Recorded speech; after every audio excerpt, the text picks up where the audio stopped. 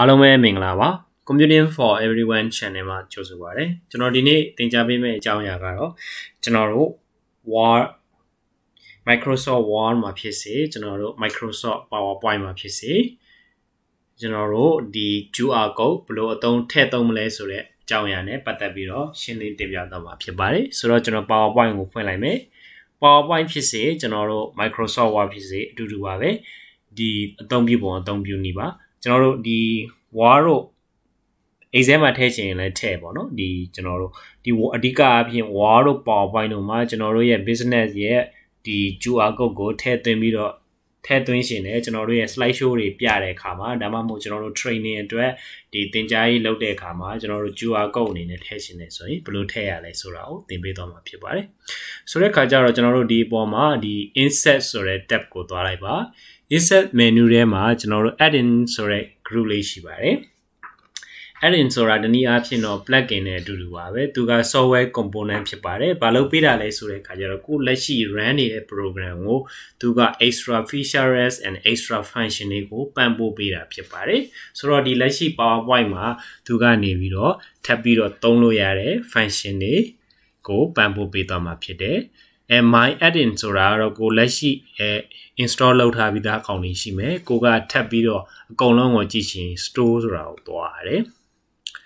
အဲ့ဒီမှာကျွန်တော်တို့က store ထဲမှာဒီမှာအများကြီးသုံးလို့ရတယ်ဒီမှာဆိုလို့ရှိရင်ကျွန်တော်တို့ web viewer တို့ပါတို့เนาะဒါတွေသုံးတယ်နောက်ဒီမှာ Power BI เนาะ Power BI သုံးလို့ရတယ်နောက် emoji တွေပါတွေသုံးလို့ရတယ်ကျွန်တော်တို့ Word တို့ PowerPoint တို့မှာသုံးတာเนาะဆိုတဲ့အခါကျတော့ကျွန်တော်ဒီနေ့ QR code ထည့်မယ် QR နော် QR for နော် QR for Office software နာမည်က QR for Office လို့ခေါ်ပါတယ်ဆိုတဲ့အခါကျတော့ဒီမှာကြာလာပါပြီ QR for Office ဆိုတာလေးကို add ဆိုတာကိုနှိပ်လိုက်ပါမယ် continue ပါဆိုတော့ကျွန်တော်တို့ဒါမျိုးလေးကြာလာပြီဒီမှာမှကျွန်တော်တို့ကနေပြီးတော့ဒီ under the URL ပေါ့နော် URL ကိုရိုက်ထည့်မယ်ကျွန်တော်တို့ HTTP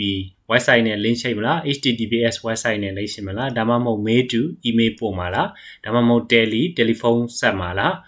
ဒီဆက်ခိုင်းမှာလား SMS ပို့ခိုင်းမှာလား message ပို့ခိုင်းမှာလား geographical သွားမှာလားဒါမှမဟုတ် custom သတ်မှတ်မှာလားဥပမာအားဖြင့်ဒီမှာ mail to ပေါ့နော် mail to ဆိုလို့ရှိရင်လည်းဥပမာအားဖြင့်ဒီမှာ mail to ပေါ့နော်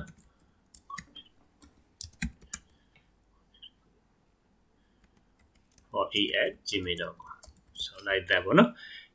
ဒါဆိုလို့ရှိရင်ဒီဟာလေးကို scan ဖတ်လိုက်တာနဲ့ဒီ computing for e ဆိုတဲ့နေရာကို email ပို့တာရောက်သွားလိမ့်မယ်ဒီမှာ color မှာဆိုရင်တော့ကိုကြိုက်တဲ့အရာကိုသတ်မှတ်လို့ရတယ်အများအားဖြင့် default ကတော့အမဲအောင်ပေါ့နော်ဘယ်သူမှဆို QR code လို့ရင်ကိုကအစိမ်းရောင်လေးတွေပါလေးတွေအလှပကြိုက်တဲ့လူပန်းရောင်တွေပါလေးသတ်မှတ်ရှင်သတ်မှတ်လို့ရတယ်ဒါဆိုဒီမှာအစိမ်းရောင်ဖြစ်သွားပြီ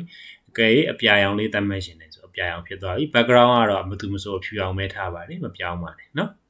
ဆိုတဲ့အခါဒီမှာ insert ကိုနှိပ်လိုက်ရင်ရပါပြီဒီမှာ QR code ကလေးရောက်သွားပြီသူ့ကို site ကြည့်ရှင်ကြည့်လို့ရပါတယ်ကျွန်တော်တို့ QR code เนาะ site ကြည့်ရှင်ကြည့်လို့ရပါတယ်ဒါရပါပြီအကယ်ကိုကျွန်တော်တို့ကဒီကောင်လေးကို picture အဖြစ် save ရှင်တယ်ဆိုလဲ right click ခောက်လိုက် right click ခောက်လိုက်ပြီး save as picture ဆိုတာနဲ့ save လိုက်လို့ရတယ်ကျွန်တော် desktop ပေါ်မှာ save မယ် save ပြီးတော့ QR လို့ save လိုက်မယ်ပေါ့နော်ဒါဆိုလို့ရှိရင်ရပါပြီဒါဆိုလို့ရှိရင်ဒီ QR code ကို computer မှာလည်း save ထားလို့ရတယ်ဆိုတဲ့အခါကျတော့ဒီကောင်လေးကိုကျွန်တော် scan ဖတ်လိုက်တာနဲ့ဘာဖြစ်သွားမလဲကျွန်တော်စီကိုမေးပို့တဲ့နေရာကိုရှောက်သွားမှာဖြစ်ပါတယ်ကဲဟုတ်ပါပြီဒါဆိုလို့ရှိရင်ကိုယ့်ရဲ့လုပ်ငန်းအတွက်ကိုယ့်ရဲ့သင်ကြားရေးတွေအတွက် Word တို့ PowerPoint တို့မှာ QR code ကိုထည့်သွင်းပြီးအသုံးပြုနိုင်ပြီဖြစ်ပါတယ်ကျေးဇူးတင်ပါတယ်